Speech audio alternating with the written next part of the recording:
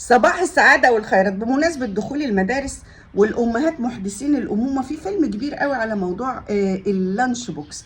خير يا حبايبي، انتوا محتاجين تعملوا تخطيط استراتيجي واكشن بلان عشان تعملوا لانش بوكس. امال هتعملوا ايه في الغداء والعشاء؟ وبعدين ايه الافلام الرهيبة دي؟ يعني انا افتكر ايامينا كنا بناخد سندوتش جبنه بخيار. لما طلع اللانشون صلاح وعبد الفتاح ده كان فتحا مبينا، كان العيل اللي يروح المدرسه معاه سندوتش لانشون ده المدرسه تتلم عليه.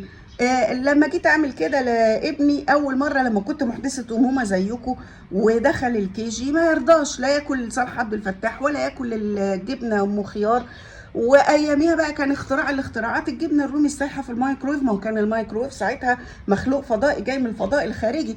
ما علينا. مره بقى كنت بعمل مسقعه والابني كان مزعج في اكله، ومع ذلك كله بمزاج فظيع، صاحب مزاج زي امه من يومه. قمت عامله له سندوتش مسقعه. راحت الميس في الكيجي خليته ياكل الساندوتش في البلاي جراوند. رحت تاني يوم طربقت المدرسه على دماغهم، ازاي تطلعوا ابني ياكل ساندوتش المسقعه في البلاي جراوند؟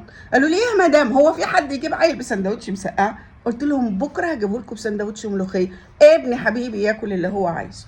ماشي. يوم ما يعني كبروا شويه وعملت لهم ساندوتش بانيه وفوق منه حته خصايه، المدرسه كانت بتتفرج على السندوتش يقولوا له هي مامتك فاضيه تقوم تقلي بانيه على الصبح؟ من كتر ما كانوا بيتساءلوا يعني وندرلاند، عملت له سندوتش زياده عشان كل عيل لما يقول له هات قطمه ما كانش بيتفضل حاجه.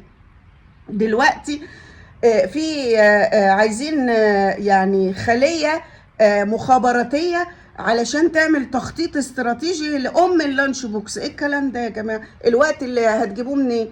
تقعدوا تخططوا لللانش بوكس وغدا وعشاء؟ ما تربوا العيال اسهل. والله يعني احنا بنشوف عيال قليله الربايه. ربوا عيالكم قبل ما تربوا اللانش بوكس في البيت، ويعني خفوا على نفسكم شويه عشان عندنا حاجات مهمه اهم من اننا نقعد نزوق اللانش بوكس على الصبح. مش فاضيين. ادوا الوقت ده لتربيه العيال قليله الربايه اللي احنا بنشوفها. وايه بقى فيلم السبلايز ده؟ هبقى اقول لكم عليه في فيديو تاني. صباح الفل.